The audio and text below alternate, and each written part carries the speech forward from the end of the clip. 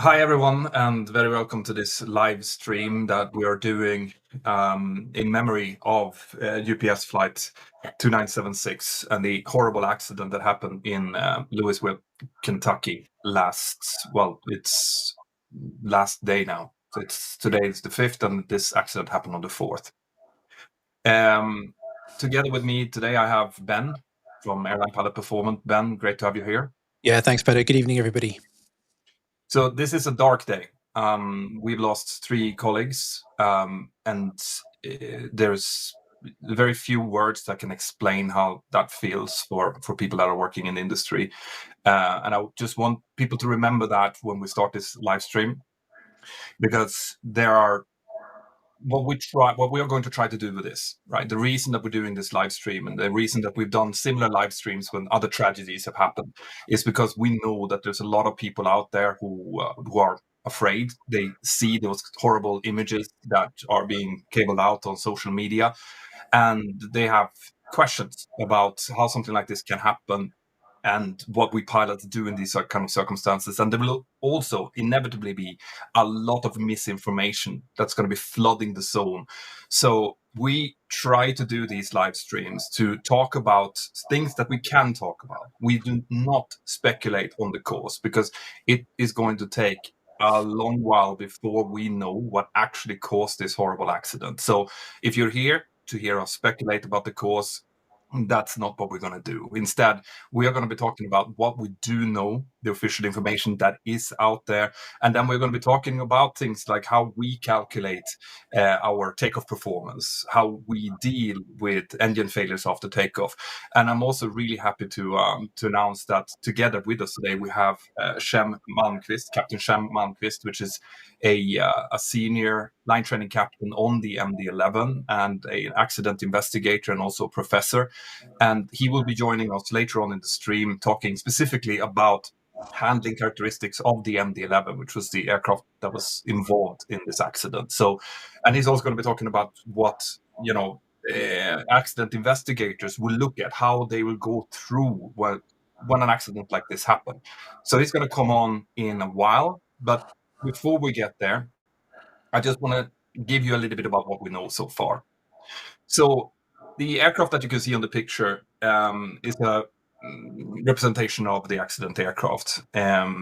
It's a 34-year-old MD-11 that started its life in Thai Airways as a passenger aircraft, and it worked for a couple of years there before in 2006 it was converted into a freighter and started being used in the UPS fleet.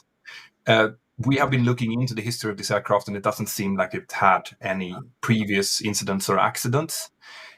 There are unverified reports out there that this aircraft was undergoing service and that it was delayed for its departure with a few hours because some kind of maintenance was being done to it. However, we do not know if that is true or not. So these are the kind of facts that we have to wait for the investigators to give us, right? So when you hear something on X or wherever you're getting your news, just know that anyone who says that they know what happened, they just don't yet. Neither do we. But what we do know is that the aircraft eventually, we don't know with how much delay, started moving out from its parking position, fully loaded with cargo for its flight from Louisville in Kentucky, United States, over towards Honolulu in Hawaii.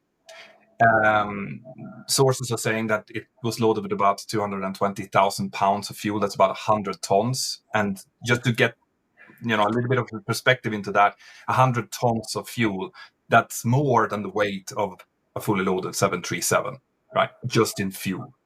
So there was a lot of fuel on board this flight. But on board the flight, we know that there were 3 crew members, and they started taxiing out towards runway 17 right, which was in use for departure at the time. And so far, we don't have any information about cockpit voice recorder, flight data recorder, of course, because it only happened yesterday. The first information we're going to get from that is probably going to come in the interim report, which is likely going to be published in about 3 months or so. But anyway, the aircraft lined up on runway 17 right, and it initiated the takeoff roll at time 22:12 UTC. That's 17:12 local times. This was in the late afternoon. And after that, we don't have much information. We haven't seen the beginning of the takeoff roll. The only thing that we have so far is these horrible video clips taken from different sources showing the aircraft accelerating down the runway. And I'm sure that you've all seen variations of this clip already, and you're probably going to see it from many more angles as more people start to upload their dash cams and their mobile phone videos and whatever. But the video that we have, you can see here, there's a lot of smoke that was trailing the aircraft, something that looks like fire coming off the left-hand side of the aircraft. And we can also see here that the aircraft actually did get airborne. According to flight radar 24, they managed to get up to a speed of about 186 knots and an altitude of maybe 150 feet or so before it started losing altitude. And then its landing gear and probably also part of its body impacted a shipping facility, a UPS shipping facility that was just on the far end outside of the airport perimeter from Louisville Airport.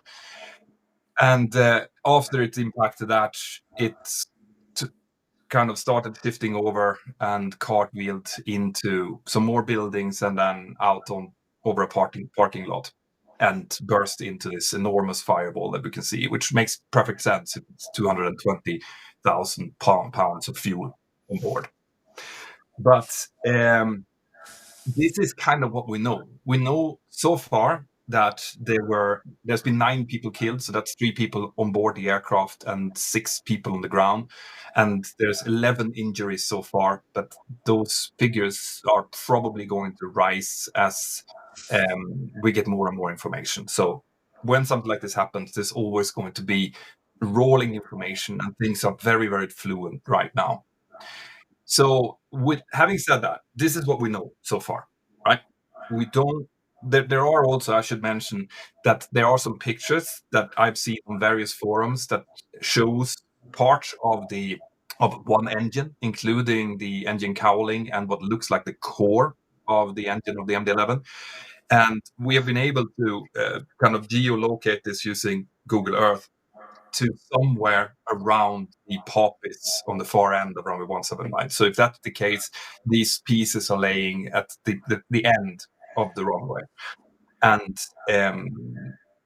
the reason I'm saying that we are not sure is because we haven't gotten these pictures officially verified. And in today's AI world, you can never really trust any kind of pictures until they have been verified by an official source. But if that is the case, it means that one of the engines, presumably the number 1 engine on the left-hand side, departed the aircraft inside of the airport perimeter before the crash happened. So this is kind of what we know so far. It's a horrific tragedy, and my thoughts goes to all, the families of the deceased, the flight crew, and the people on the ground, as well as the injured on the ground, of course. And I just want to make it absolutely clear that the reason that we're doing this now is to give as much information to you guys and to answer your questions as well. So towards the end of this, we're going to take questions from the chat. This is going out on all 3 of our channels simultaneously to reach as many people as possible. And I really urge you to keep your questions respectful and remember the kind of the sober situation that we're all in. Ben, I think that the way that we will start this is, there's bound to be questions. For example, this aircraft, why did it continue the takeoff? Why didn't it stop? Do you want to go into how we calculate our takeoff performance? Yeah, sure. Good evening, everybody. So, Petter, like me, we've been inundated with messages over the last, few days, last day or so, and there's a lot of genuine curiosity out there with going, well, but why did this aircraft continue to take off? Surely, if there was something that wrong, the crew should have stopped. Equally, why, if it did continue to take off, why didn't it get airborne, and so on? And there are a lot of genuine questions there. So I think what we can do, Petter, is at least shine a light on what goes on behind the scenes here when we're doing our takeoff performance and what happens when we lose an engine.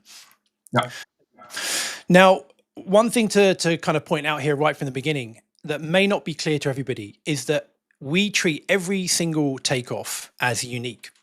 And before we get airborne, well, we're on the stand before we push back and start engines. For every single takeoff that we do, we perform a very specific takeoff calculation. And what that does is it takes the specific aircraft that we're departing in, the runway we're using, the weather conditions, temperatures, the runway length, condition of the runway, etc. We pump all of that into a computer and it will give us very accurate, very specific performance data that we use. And this is based on the fact or the assumption that an engine is going to fail at the most critical point, the worst point that it could fail. So that we know that when we depart, we can depart safely. Now, what does that mean? Well, it kind of hinges around a point called V1. A lot of you will know of and have heard about V1. And one myth I kind of want to get kind of dispel here as such is that V1 itself is a decision speed. Yes and no. V1 is an airspeed that by which actions need to be taken. So by its very nature, the decision needs to have been made before V1. So V1 is a point by which either it's the highest airspeed by which we first have to have made the first action to reject a takeoff. So if something's gone wrong before V1, we have to have begun the rejected takeoff before V1. So let's say this incident occurred, they got a big bang, strange engine noises, vibrations. The crew could have safely rejected the takeoff and stopped within the runway. Once we get to V1, we're now committed to get airborne. No matter what the problem is, and there's a period of time between V1 and rotate where you're kind of in this not no man's land, but you can see the runway end approaching you, but no matter what problems you get, we are now committed to getting airborne. And you might ask, well, why? Why can't you just stop, particularly on a very long runway? Well, this might not just be the runway length that is limiting here. We have things such as maximum brake energy that the wheels can absorb. And if we go beyond that, we're too fast, too heavy, when the brakes will fade, we're not going to be able to stop at the end of the runway. So V1 is the maximum speed at which we can begin the rejected takeoff. It's also the minimum speed at which we can continue the takeoff safely if an engine now fails and safely reach at what we call a screen height, which is a minimum height above the other end of the runway, which typically is 35 feet, and then continue a climb, clearing all of the obstacles. But the elephant in the room here is why, if the crew continued to take off, did it not get airborne and continue to climb? Yeah. From what you can see, Peter, would you say it's safe to assume that this occurred after V1? I mean, again, the only reason that I would believe that would be because they did try to get it airborne, right?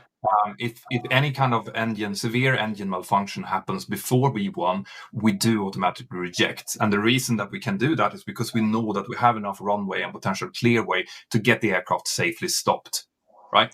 So the only reason that you would try to rotate and get into the air would be if that failure is noticed by the crew once they had already passed V1.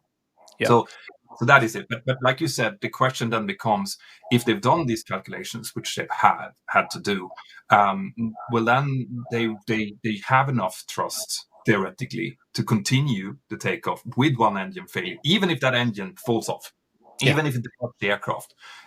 The performance calculations should tell them that it should be able to safely climb, right? And obviously herein lies the mystery that the investigators are going to have to get into.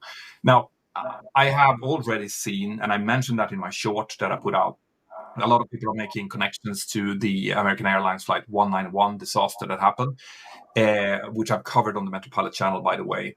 Now, what we have to understand is that after that accident, there was significant changes made to the DC-10. So this is the precursor to the MD-11. It's not the same aircraft.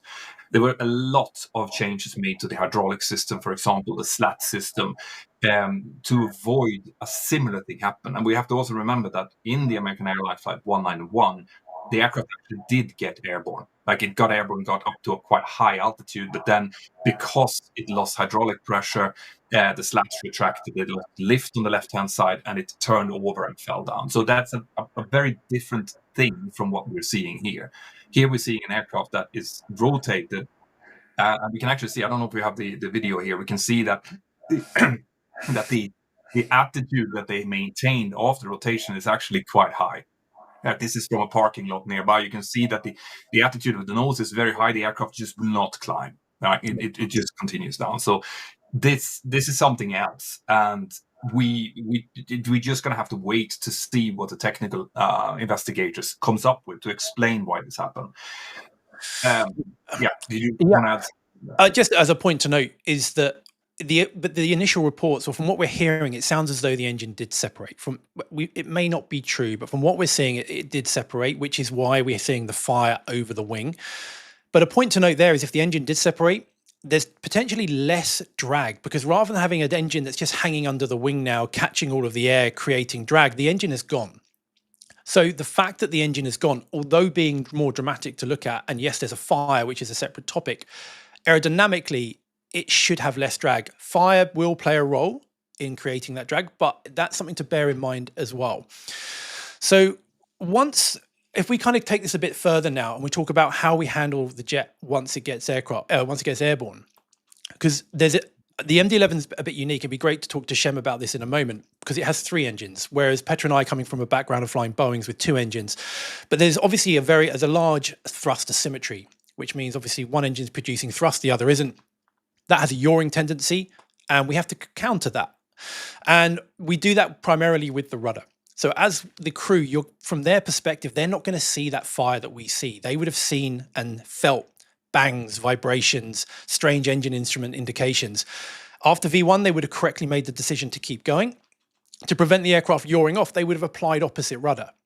So they would have applied with their feet rudder to keep the aircraft on the center line, and then rotated the aircraft by pulling back on the control column to a set pitch attitude to get the aircraft climbing away at their rotation speed. And then once you're airborne, that rudder will be maintained. In the Boeing 737, we do it manually. It'd be interesting to hear from Shem whether there is an auto rudder function on the MD-11. But either way, the rudder will be applied to keep us climbing away and maintain directional control of the aircraft, which our performance calculations should ensure happens. We have enough rudder authority and airspeed to achieve that. Yeah. And it's interesting to note as well, and you can actually see it on flight data, or sort of from flight radar 24 pictures. You can see that the aircraft did start, even when it was over the runway, you can see it starting to move a little bit over to the left, which is consistent with having asymmetric thrusts, with thrust being coming from the right hand side, but not from the left hand side. But it's pretty straight, like there's no huge go over to the left. So this is something that when we're doing engine failures at V1, which we practice in the simulator all the time, as instructors, when we're looking at the our instructor screens, this almost always happens. If they have a V1 cut, as we call them, you'll see a small deviation towards the dead engine, and you can see that on the flight radar 24 tracks as well, and you can actually see it going a little bit to the left. I see a lot of people in the comments talking about potential problems with the other engines. Again, we don't know that, so it's impossible for us to discuss it. But one thing that we can say is that, of course, there's always a risk if we're talking about a separation, an engine separation in one shape or form, that when it separates, that it impacts other parts of the aircraft. So I would guess that the investigators are probably going to have to look closely into that. But again, we're going to talk to Shem about how the investigators will look at something like this from in just a few seconds. Yeah, so without further ado, shall we bring Shem on, and we can go through some more MD-11 specifics? Yeah, absolutely. Shem, great to have you here. Yeah, there's always is fighting with me. There we go. All right. Cool. Realigned here with the camera. Yeah. So before we start, so Shem, you are a line check captain on the MD-11. I was. I'm actually recently retired, and then I left the MD-11 in 2016. But I was involved with the aircraft and the program fairly closely for a number of years, having been involved with several of the major accidents and led several of the accidents that we had on behalf of the union, and then as well as for the company on a few others. So I've been immersed on pretty much every aspect of the airplane from handling qualities to specific design. And I worked with Douglas very closely over those years. Okay. First of all, thank you very much for joining us. It's in a situation like this, it's always best to talk to the people who actually flown the aircraft and has been so technically immersed as you have been. It's a great honor to have you on the channel. So thank you for doing this. Oh, thank you. Yeah. So one question that I would have would be, you've done a couple of LPCs on this aircraft. How does it handle if you get a V1 cut and then you failure on takeoff? It's really not bad on takeoff. As mentioned, it does have a feature called parallel rudder, which provides some support for the rudder initially until the roll mode is changed. So on a direct takeoff, that's going to be somewhat offset. The airplane is fairly easy to handle. I always thought in terms of that. The one thing that is different from the twins that, of course, you both were flying is that the amount of thrust when you lose an engine, you still have the same criteria, but you have with three engines. So if you have an engine inoperative, the requirement in terms of screen heights that you need to clear are the same, but you're doing that with 2/3 thrust rather than just half the thrust. And that does change the amount of thrust available and changes the dynamic a bit.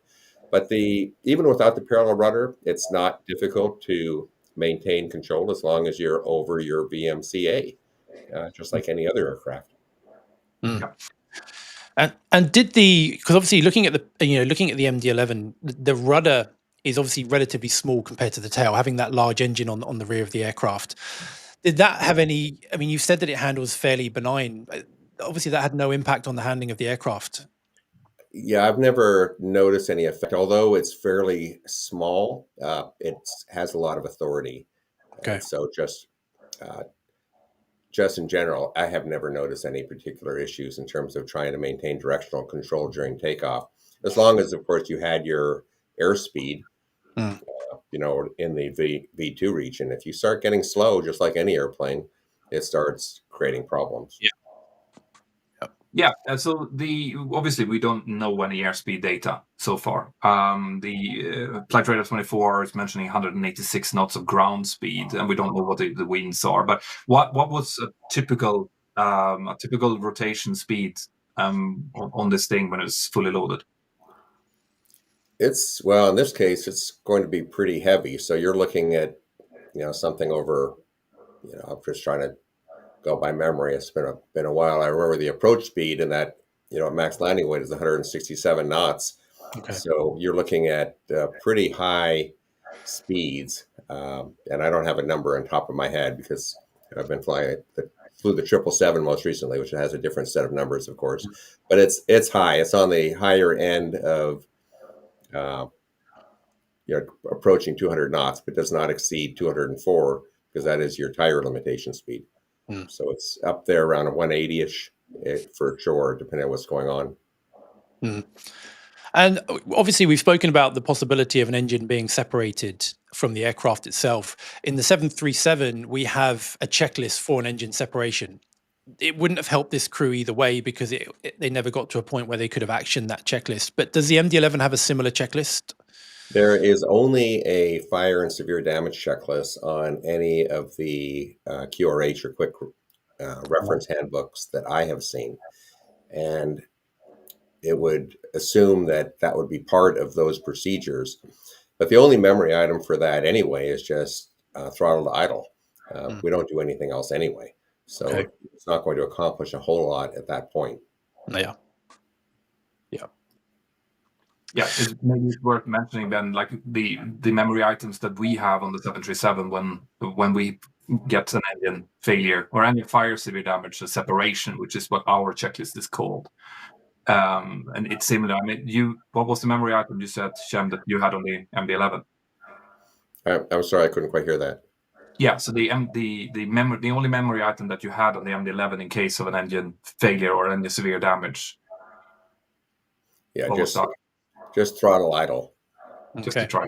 And even that is not done at least the way we were always trained, we didn't do that right away anyway. No, no. Immediately on takeoff, you'd get up, get to a safe speed, and then you would start doing those kinds of things. So you wouldn't be moving things around at 100 feet. No. No.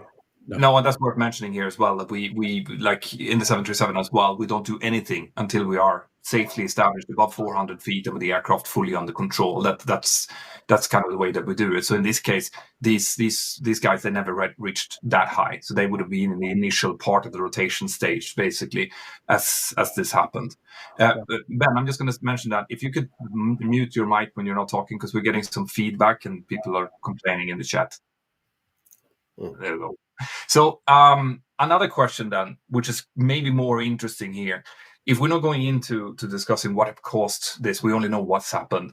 You are an investigator. So if you were an investigator in this case, how would you, when the NTSB people are coming in to look into this now, what kind of strategy would they have? What would they be looking at? Well, the NTSB's methods are a bit different than what I've been teaching here at the Florida Tech, methods that were developed out of the Massachusetts Institute of Technology's program, which are causal analysis using system theory, which allows for a lot more comprehensive analysis than is normally put in place on any of these accidents. Although there are some investigating agencies that are starting to apply it, it's taking a bit of time. It's fairly new.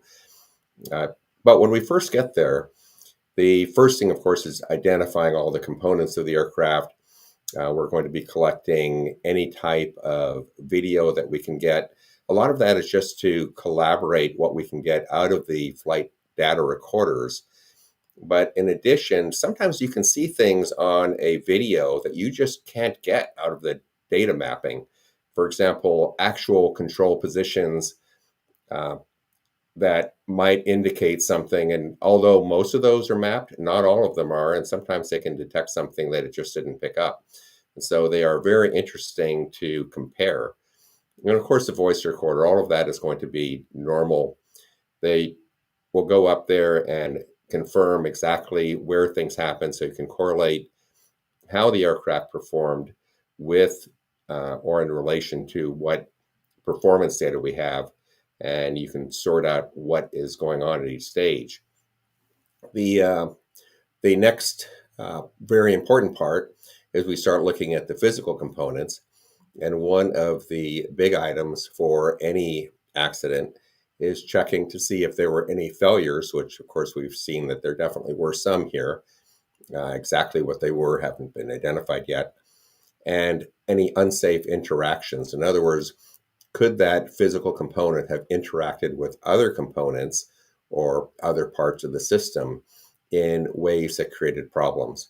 And that would be something that would be of certain interest in this type of case. And then above that, we look at what was controlling the aircraft. That could be software or human.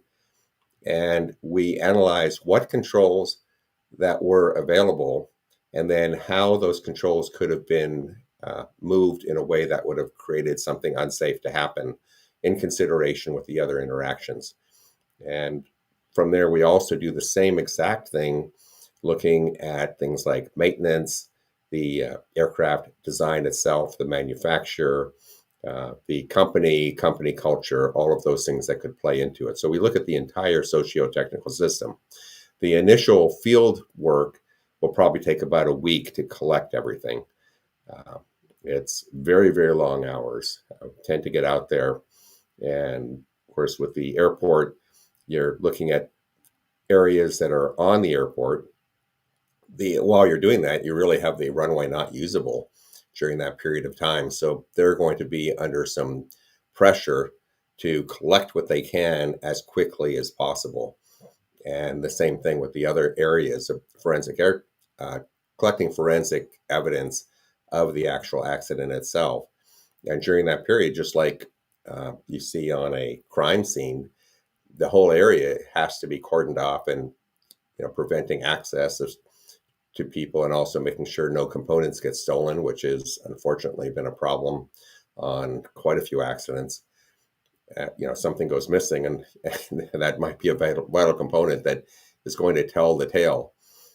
The initial thing that's going to happen already is the major investigation team from Washington, D.C. They'll have assembled a investigator in charge or assigned an investigator in charge. They're going to pull together team members that they believe will be pertinent for the particular accident. And those people will fly from Washington, D.C. to Louisville in this case. They will then conduct what's called an organizational meeting that will involve different other groups that may be of interest. The FAA is automatically a party to these investigations, but UPS Corporation will certainly be a party. The Independent Pilots Association, that has, I have to say, one of the best groups that I've ever worked with.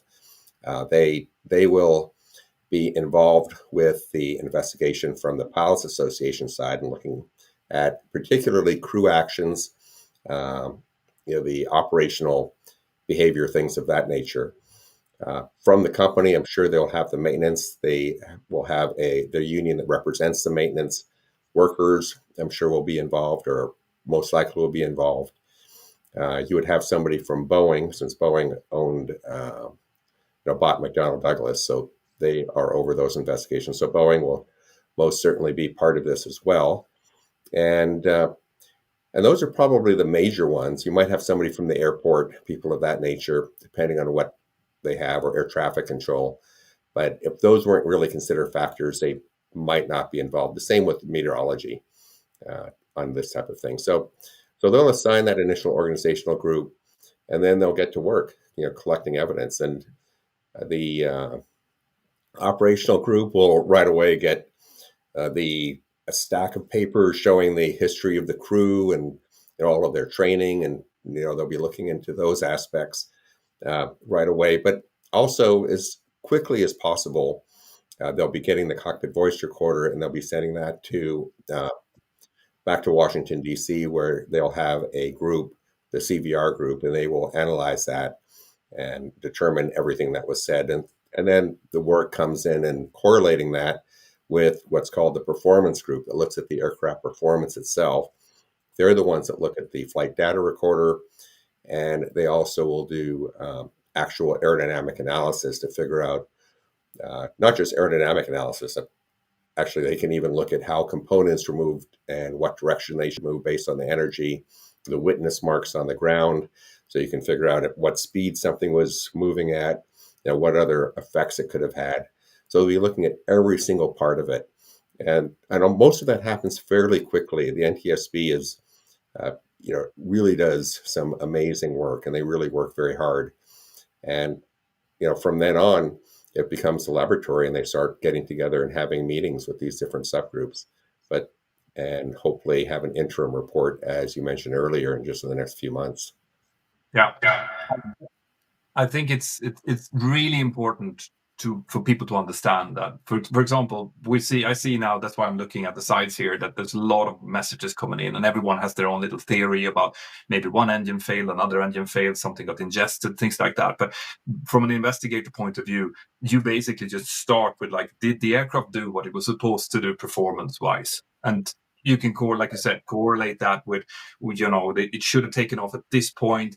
Did it take off at this point? And see that. And from what you can gather, the evidence-based, basically, then you can start working backwards. So instead of going what we normal people do, you see something and then you react to that and you build a theory based on what you see. You guys build it on factual evidence. The aircraft rotated where it's supposed to do. We have evidence marks on the runway that indicates the following. Is that correlated with what we see on the flight data recorder?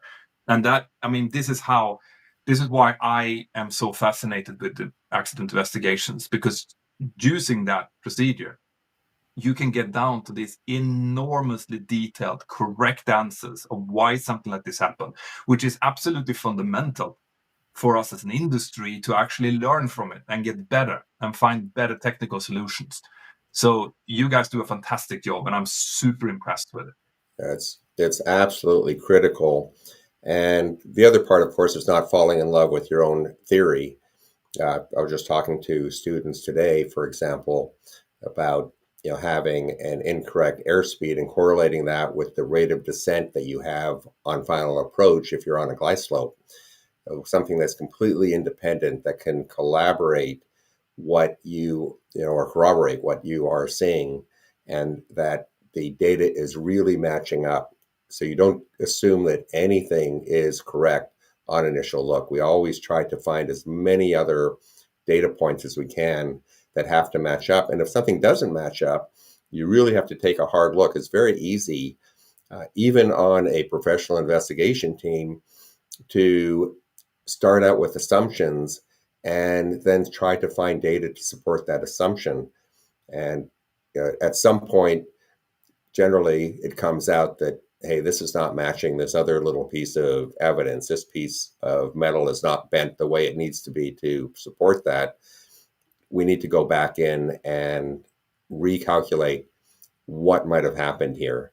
And I mean, I've seen that firsthand on more than one investigation, actually. So it's something that absolutely can happen. There is a certain amount of momentum that it can occur.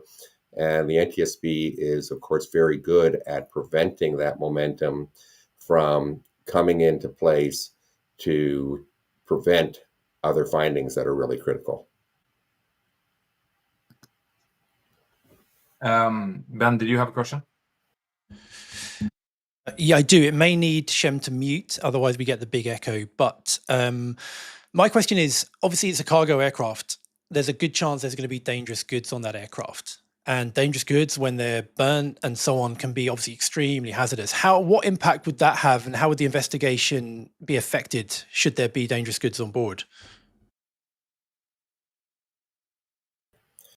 It's a very good question. Absolutely.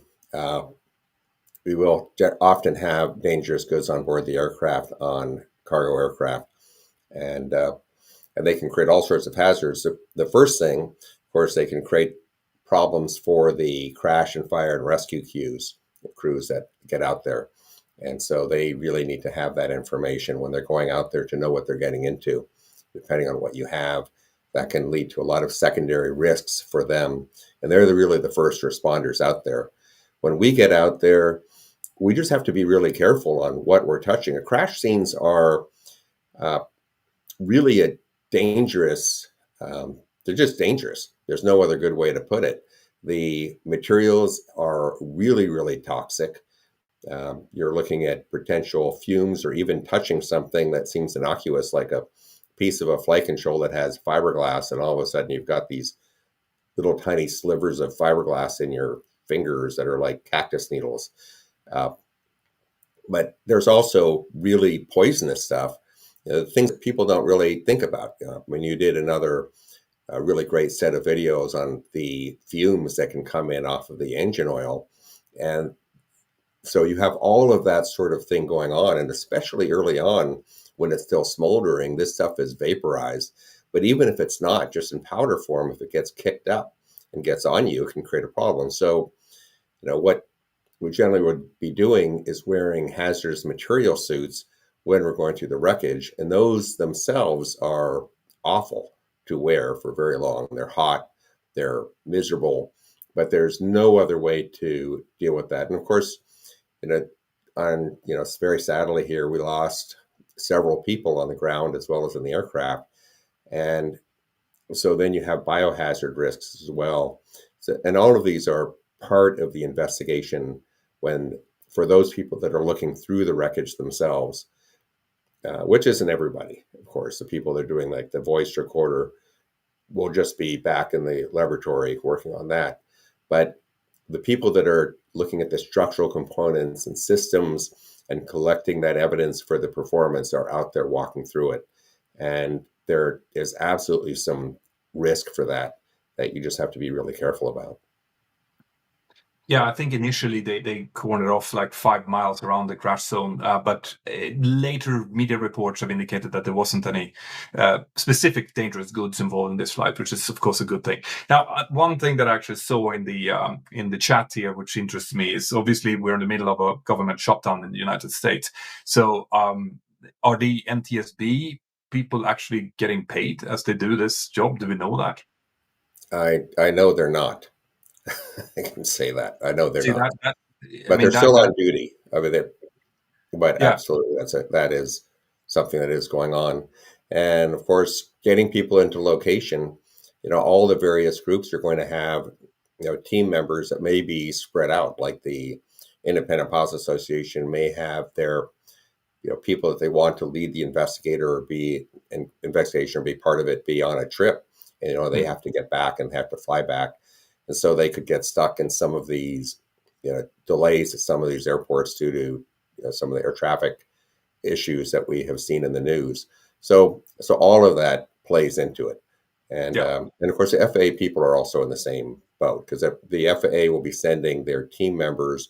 They have a accident investigation group out of Washington, D.C. Really, really sharp people, by the way. They're just, once again, looking to solve the accident. They're not on the enforcement side, if you will, and they are really a huge help.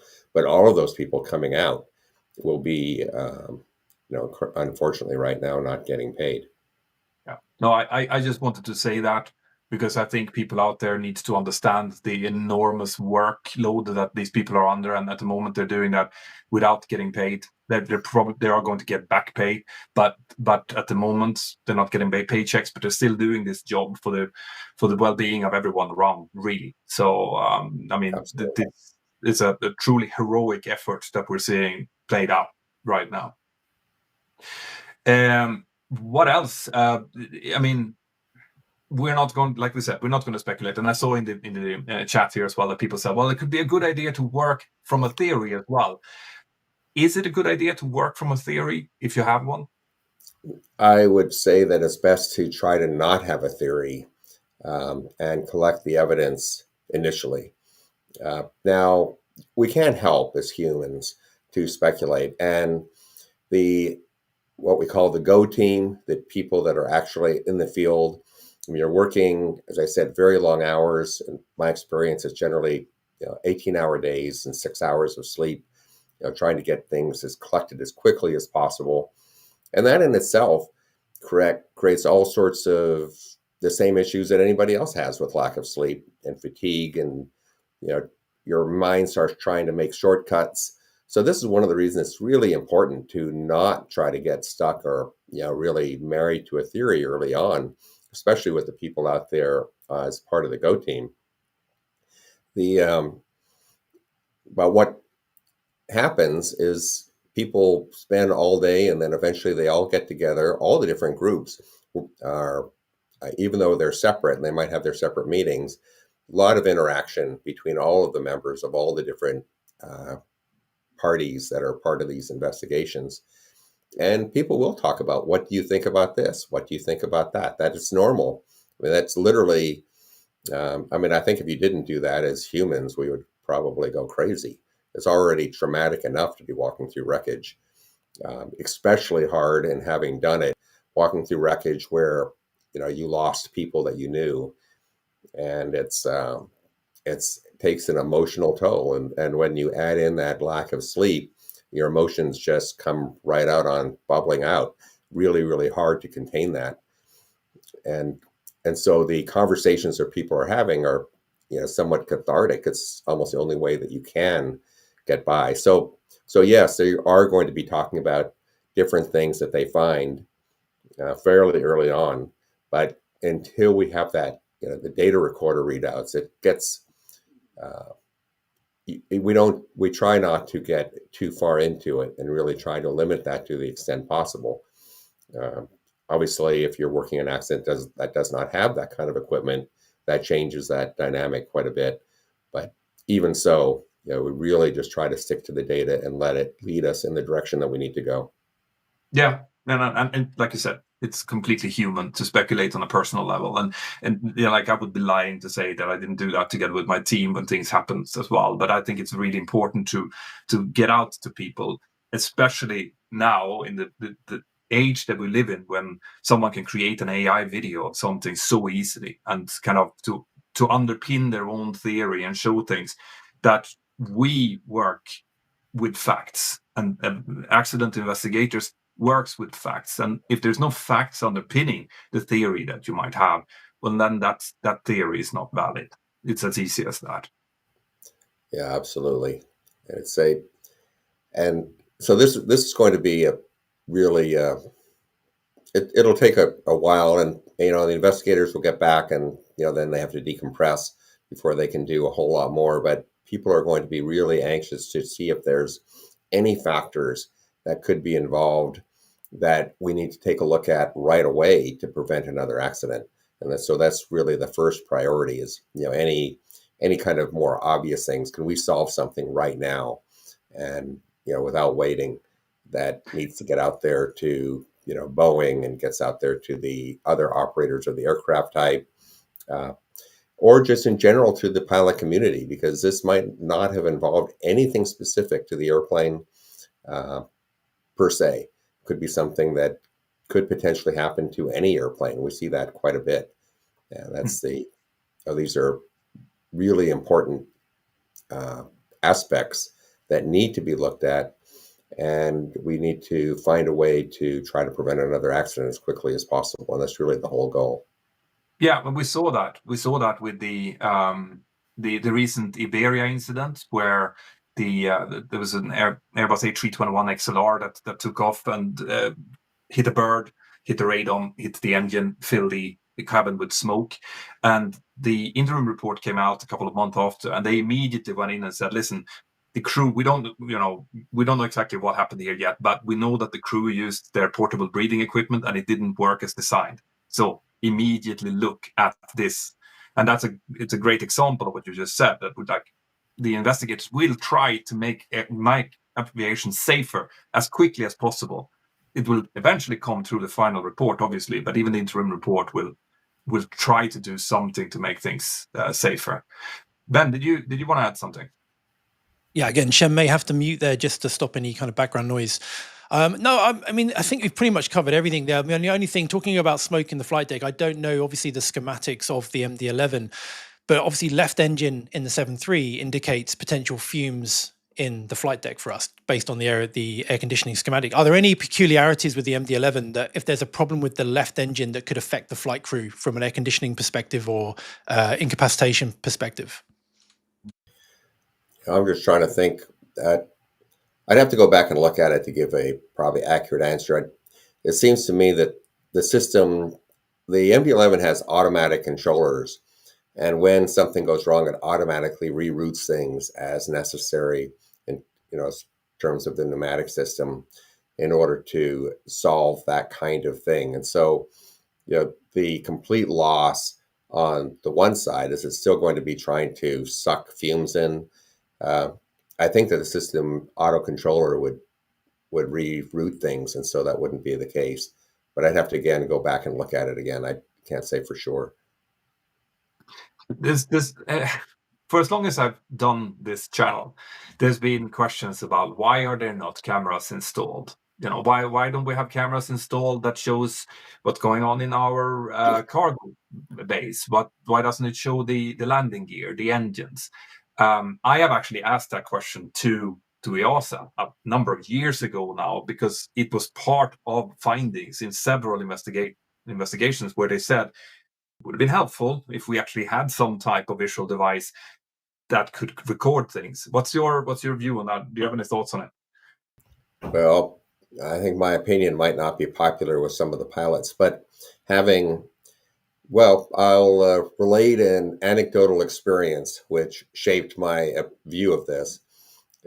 One of the things that I started doing, which isn't a listed procedure, was I always started looking behind the rudder pedals during my pre-flight. And on the MD-11, actually, it's facilitated because you can turn on a light that turns on for that area.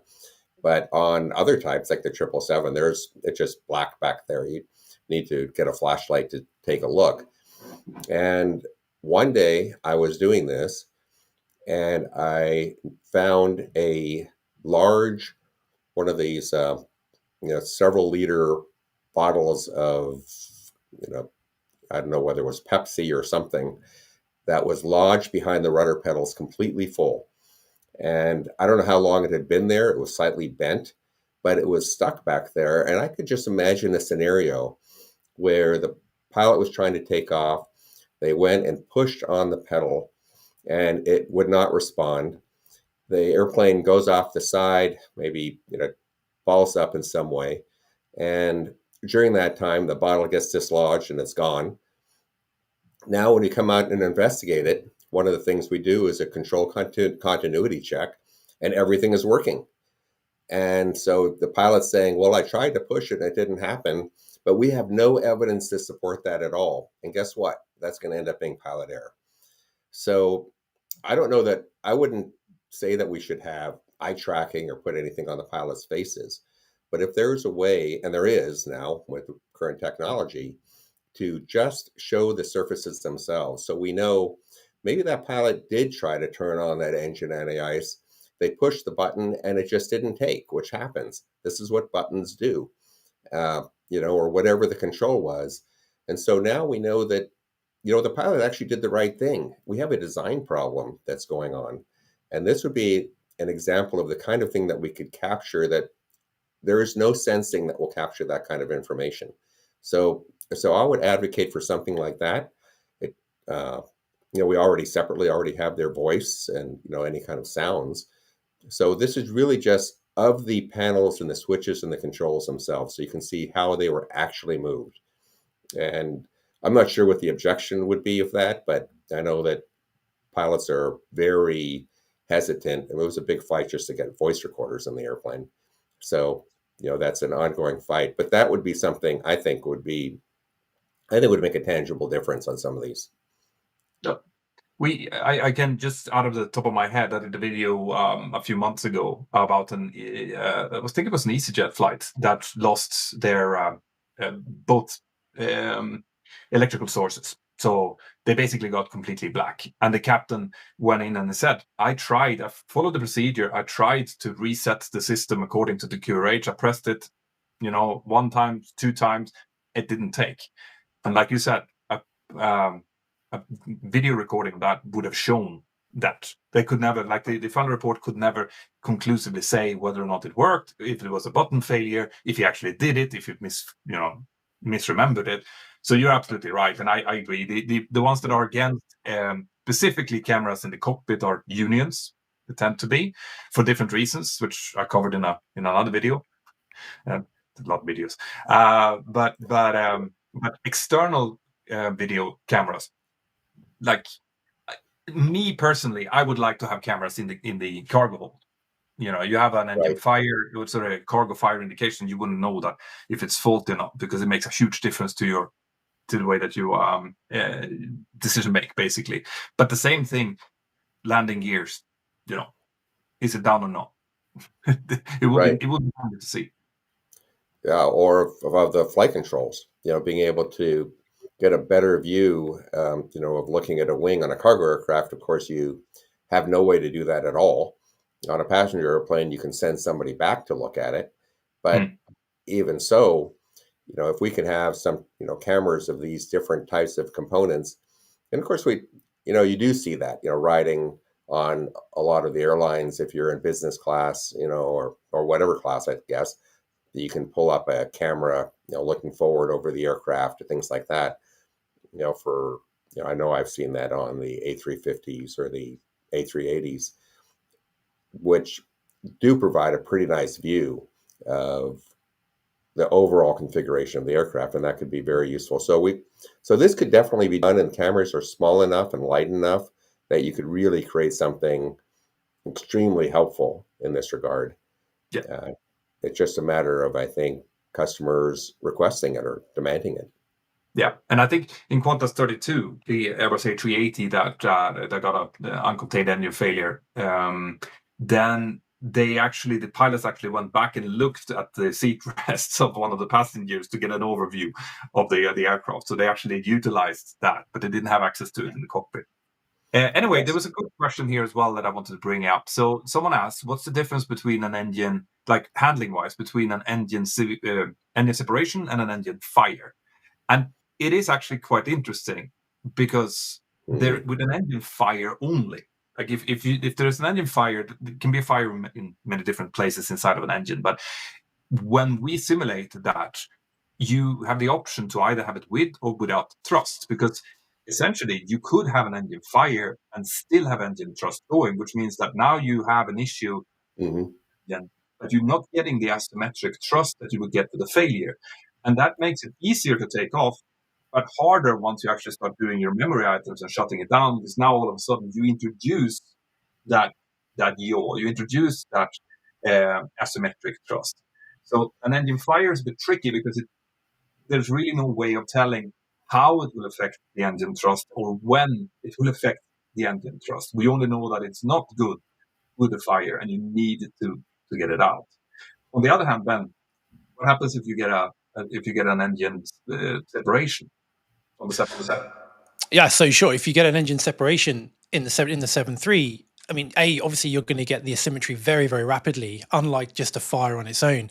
But you're going to lose all of your engine instrumentation as well. So normally, if you have a fire or a failure or a severe damage, you can look at your engine instrumentation, and we train pilots to diagnose the type of failure that they're looking at based on the way the engine is presenting itself. So with the severe damage, you might say hit a bird, you lose a fan blade, you're looking for the engine to have some form of abnormal indication. You're still probably going to have a lot of thrust, but it's going to be abnormal. But you're also going to have airframe vibration. You're going to feel the vibration through the aircraft, but you're probably still going to have fairly symmetrical thrust. Again, that has its challenges. But if you lost an engine literally separated from the airframe, all of the sensors are gone. So your engine parameters on your display now are just going to be completely gone. They're just blank. That's how we would diagnose a separation itself. But again, from a handling perspective, I would imagine we don't really simulate a separation in the sim, do we? But like I said before, we're losing a whole engine, which otherwise would be causing a lot of drag against an engine that's producing a lot of thrust on the other engine. You remove that bit of drag, the aircraft should be easier to control from that perspective. But yeah, no, diagnosing the engine fault, we typically do that above 400 feet. This crew never got to that point. So they probably were not thinking about this. They were just purely aiming at flying the aircraft. Yeah. Another great question that came up. I just saw it come through here. So one of the viewers was saying this aircraft was in for maintenance before. Again, we don't know that yet. That has been implied, but we don't know that. That aircraft should have never taken off because it was in maintenance before. Now, I just want to explain to you how we pilots kind of think around that. So the whole aviation world builds on trust, right? It builds on us trusting air traffic control. We trust our engineers. The flying public, trust us pilots to do the right thing and take the right decisions. We follow, when it comes to maintenance, we follow very strict procedures. Maintenance personnel goes through checklists when they do maintenance. And when they do a D check, for example, which is a heavy maintenance check on aircraft, they go through all of these checklists and they're supposed to follow them. And when they sign off that this D check has been completed and the aircraft is released to service, we pilots will accept that. Because the opposite, if you think about it, would be mayhem. Like, at what point would we then go for a flight? What kind of maintenance would we pilots not accept? So it's like, there are, for example, and there's nuances to this. If I go in and I get a tech log and I see that there's been an issue with this aircraft, and I go back, which we do, you go back a couple of days in the tech log and you see that the same maintenance issue has appeared again and again, and it's just been closed. We've done a byte check, it's closed, it's gone. And then the next day you see it pop up again, and they've done the same thing, and they've done the same thing. That would be a reason where I, as a captain, would say, no, actually, I want this properly checked before I accept this aircraft. Right? But the aircraft coming out of maintenance, just a maintenance procedure that we do periodically throughout an aircraft's life, you would, like, if you didn't accept that, it would mean that all of the aircraft would just stop working after its first check. So this is where you defer to the flight crew, the captain's judgment, and what they're saying. I mean, would you agree with that, Shep? No, absolutely. It's just reminds me of when I worked in flight operations management and had a pilot raise an issue, something like that. And in the end, I said, well, even if it's not working the way you think, is it safe? Could you safely fly the airplane? The answer in this case was yes. Well, is it signed off? So yes, so it's legal. Oh, you're safe and legal. I mean, you really don't have the capability to second guess and experience aircraft maintenance technician or engineer. Uh, it's very analogous to me to a student pilot in the back of the airplane complaining that you didn't do a run up on your 737. You know, their knowledge of what they think you need to do is just not the same. Um, Also, just looking again, and it made me think about it a little bit more. The parallel rudder on the MD-11 is an auto flight feature. So initially on takeoff, you're just holding it, and then you can engage the autopilot above 100 feet, and then it does input that rudder, which is a very nice feature. But there's plenty of rudder to hold it anyway.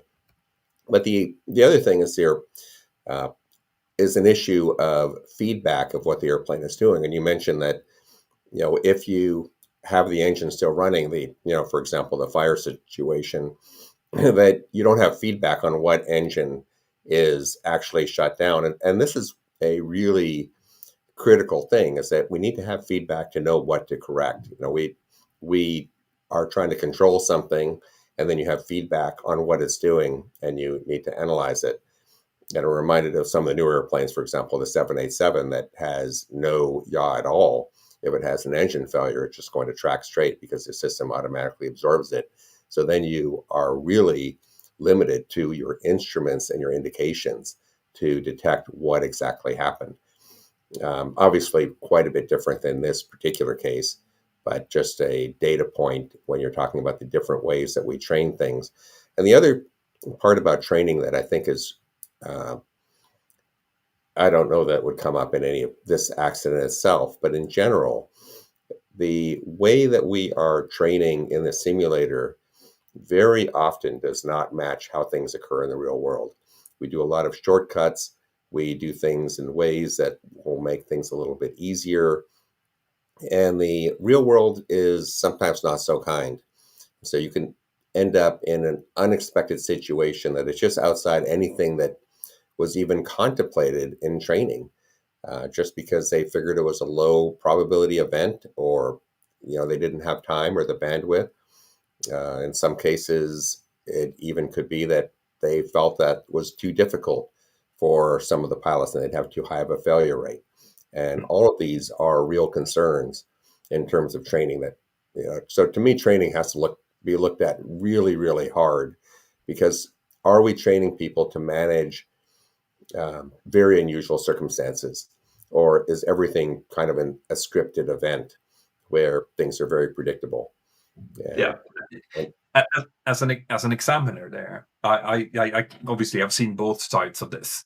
So in my world, the training should be very, very similar to what we do in real life. So the training needs to be taken in. This is why we have the safety management systems, where you take in stuff that happens out on the line and you feed that into the training department to make sure that we do train on things that actually happen in real life.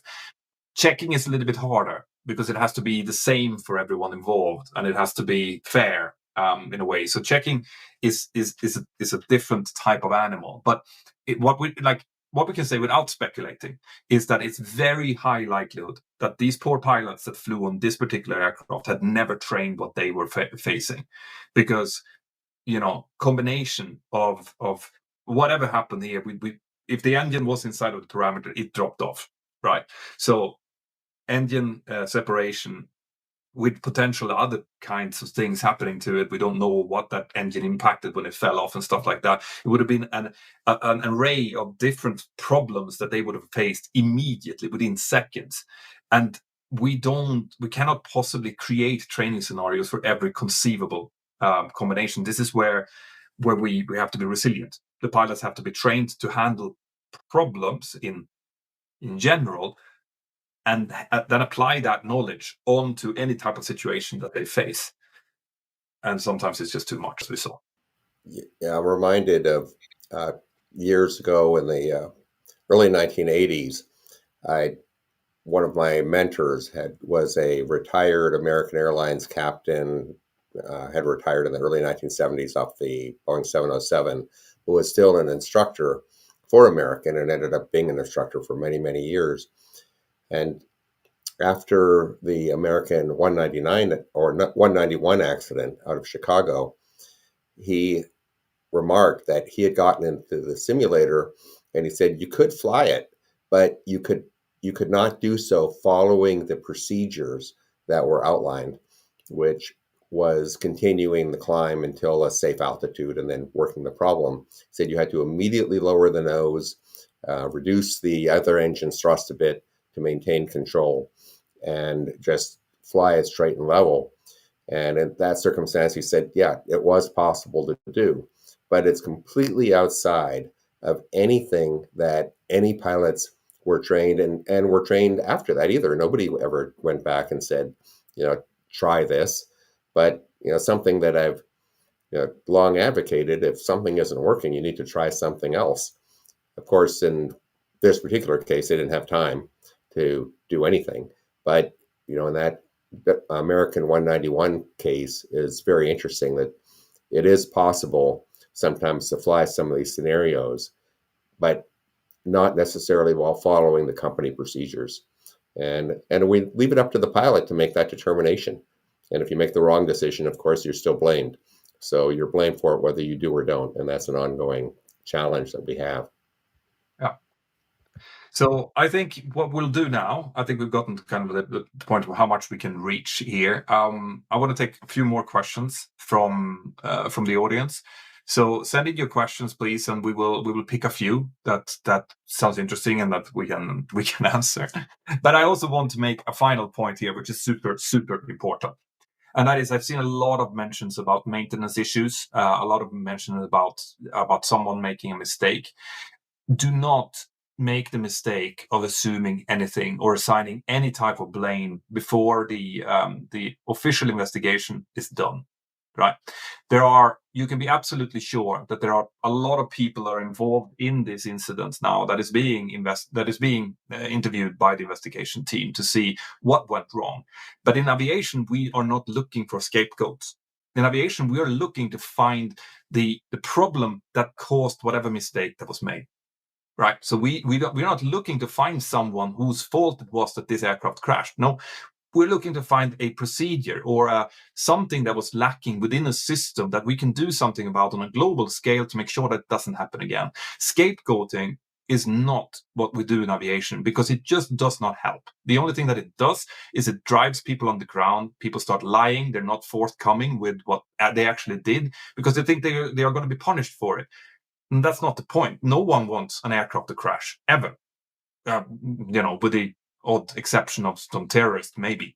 But apart from that, everyone that does go to work every single day do their absolute best to keep the industry as safe as possible. And if they fail doing that, it's because of a system that needs to be updated. It's not because of an individual mistake. So I think we remember the Überlingen mid-air collision that happened where eventually the air traffic controller was killed by a relative of the people that was on board the flight. That's what I'm talking about. Like, this is not what we want to see. We don't want to assign blame because this is what happens when people get involved and when emotions gets involved. We want to find the root cause and eliminate it. And on that, let's see if we have any questions that we want to. Or Ben, by the way, did you have anything else that you wanted to cover? No, not really. I was just going to echo what you guys were saying. Echo might be the optimum word at the minute, but echo what you guys were saying regarding the training, because I think one of the biggest positives that have gone into training recently is evidence-based training, where we look at what's going out in the world, what crew are doing individually, and then training competencies rather than specific events. Because if you go back in not too long ago, crews would be trained in specific events, engine failures or rapid depressurizations. And we still do these, of course, but what we now do is we focus on their what we call their competencies, which is their ability to make decisions, to manage workload, to enhance their situation awareness, to build resiliency. And if you get good at that, it doesn't matter what failures you get anymore. You can deploy these skills to adapt what you do know to fit the scenario. But of course, there's always going to be scenarios that are impossible to deal. It's an impossible hand you're dealt. But I think it's a great bit of progress in aviation training that's going to certainly make aviation safer going forward. Good. So we have a question here. Wasn't the MD-11 called the flying coffin? Kind of implying that the aircraft in itself maybe wasn't that easy or dangerous to fly even. I'll leave that one to you, Sean. I think early on there were people that said that. It did have a number of different types of events that were due to different factors. A lot of them could be said to be training, and then some pushing, I guess you could say they pushed the envelope quite a bit on design features early on. But, at this stage, I find the airplane, I always really enjoyed flying the airplane. Uh, I didn't find it a particularly difficult aircraft to fly, although you did have to stay ahead of it. And it did require, uh, I guess you would say, methods or techniques that would be more applicable to what I would consider a legacy jet, something from the 1960s, as opposed to some of the newer designs that are relatively more docile. But in this case, there's no indication to me, looking at this, that the airplane design itself um, maybe contributed, that we have at least no information that we have so far. Let me put it that way. Yeah, no, absolutely. And I mean, most of those issues that they had initially was during the landing phase, wasn't it? So the takeoff phase in itself, I don't remember having many issues on the MD-11 per se, but I might be wrong. Correct. Yeah, there was a few landing events, and there were a few that were in cruise flight where somebody was you ended up with some aircraft oscillations, and some people were injured in that regard. But the rest were really landing events that we were looking at, and they were specific factors that were going on that are really unrelated to anything we saw in this particular event. Yeah. So American Republican is asking here, previous crew resource manager in international cargo. Does the MD-11 have an auto fuel feed shutoff for engine fire? And that I would say that I can't, I don't recall one, but I'd have to go back and look. I think it might, but I have to go back and look. I'd have to look back in the manual. I just don't remember right this second. Yeah. And by the way, that is the answer of someone who's a professional, because when you don't know, you check it out. That's the way that we're supposed to do things. On the 737 that we fly, it doesn't automatically shut off the fuel. You have to do it with the fuel handle, basically. So, and I guess there could be pros and cons with having such a feature.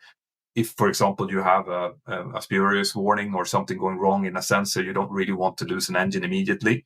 So that's why I guess on the 737, it leaves it to the pilots to decide to actually pull the fire handle that will close the fuel spar valve. But the MD-11 is a different beast for sure. Ben, I'm did you just looking. I do not see that feature. I believe it's activated with the engine fire handle only, or the fuel switch. Ben, did you find anything interesting? No, the ones you're looking at there, I think there's a lot of repetitive questions that have kind of been asked, and you've covered a lot. We've just covered a lot of those there. People are asking about the CVR and the flight data recorder. Will they survive that kind of fire? And from my understanding, they will. But Shem, you're in a better position to answer that than I am. Yeah, they definitely should. I would say. I mean, it's pretty unusual for that to not be the case. So we would have. They're really amazingly robust. The other recorder on board is a quick access recorder, and that is more questionable, but I've seen that survive pretty horrific events as well. So, and that gives you a whole lot of data that goes back even further than the flight data recorder. Yeah. We also have a mention here from Total Malarkey, which is less of a question and more of a statement. Just got here, so I don't know if you all commented on it already, but I listened to the local fire dispatch traffic from immediately after, and they did an absolutely fantastic job considering the size and scope of the area of the fire. So yeah, it seems like the firefighters and the rescue crews that were called in, which I'm guessing was both from the fire from the airport and from the nearby firefighting stations, since it was outside of the area.